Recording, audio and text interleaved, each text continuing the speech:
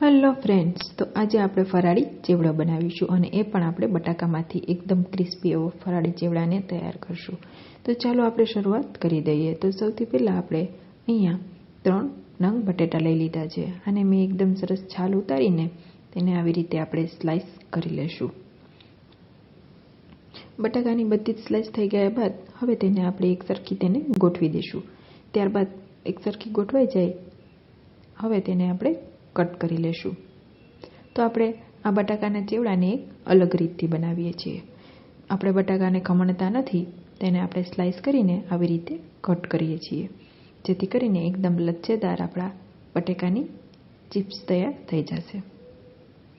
તો આવી રીતે આપણે બધી જ સ્લાઈસને કટ કરી લેશું. તમે જોઈ શકો છો કેટલી સરસ આપણી સ્લાઈસ તૈયાર થઈ ગઈ છે.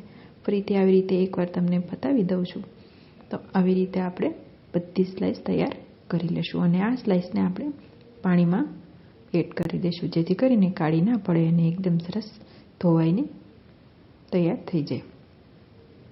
તમે જોઈ શકો છો કેટલી સરસ આપણી સ્લાઈસ તૈયાર થઈ ગઈ છે અને આને મેં 2 થી 3 પાણીથી ધોઈ લીધી છે.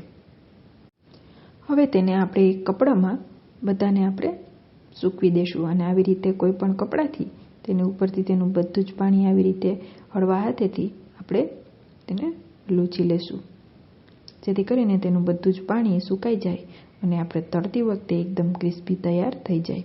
તો એકદમ સરસ સુકાઈ ગયા બાદ હવે તેને એકદમ ગરમ તેલમાં આપણે આવી રીતે એડ કરતા જઈને ફૂલ ગેસ ઉપર તેને જ્યાં સુધી ક્રિસ્પી થાય ત્યાં સુધી તેને તળી લેશું. તો આવી રીતે આપણી બટાકાની એકદમ સરસ ચિપ્સ તૈયાર થઈ ગઈ છે, તમે જોઈ શકો છો. તો હવે આપણે તેને બધાને બહાર કાઢીને ત્યારબાદ આપણે શિંગદાણાને પણ તળી લેશું.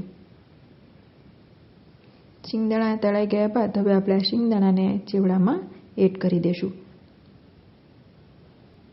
ત્યારબાદ મીઠો લીમડો છે, તેના 3 થી 4 ડાળી છે, તો તેને પણ આપણે તળીને આ ચેવડામાં એડ કરી દઈશું અને ત્યારબાદ તેની આવી રીતે આપણે તેની ડાળખીને અલગ કરી દઈશું.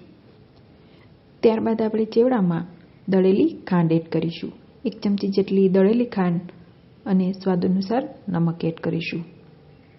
ત્યારબાદ પિંચ જેટલી આપણે લાલ મરચું પાવડર અને મરી પાવડર એડ કરીશું અને આવી રીતે આપણે તેને હાથેથી બરાબર બધું જ મિક્સ કરી લેશું.